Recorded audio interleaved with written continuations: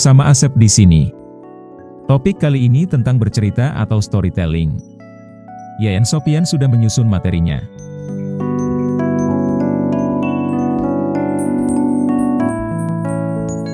Cerita yang dibikin dengan baik, lebih mampu memberikan pengaruh daripada laporan fakta dan data. Orang suka cerita, karena cerita merupakan bagian dasar dari menjadi manusia. Ketika bercerita, orang menyampaikan informasi dengan menciptakan hubungan emosional. Cerita membantu orang untuk memahami informasi, sekaligus memahami si penceritanya.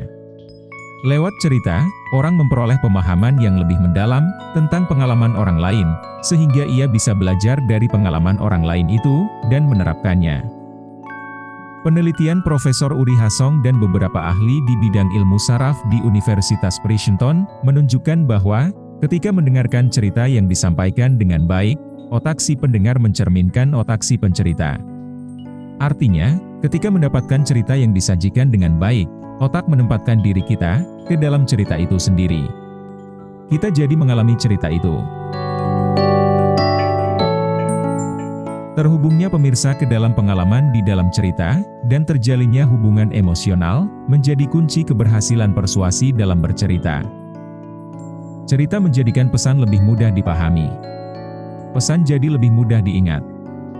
Selain itu, cerita juga meningkatkan kredibilitas informasi.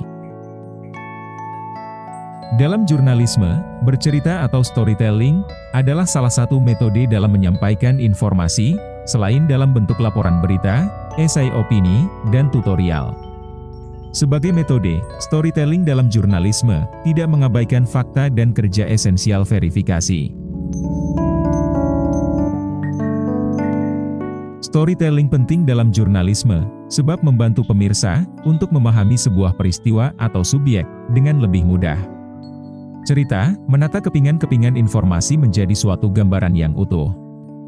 Karena lebih memberikan stimulasi, pemirsa lebih puas dengan penyajian bercerita daripada penyajian laporan fakta saja. Cerita menciptakan pengalaman dari informasi yang dikumpulkan selama riset dan reportase.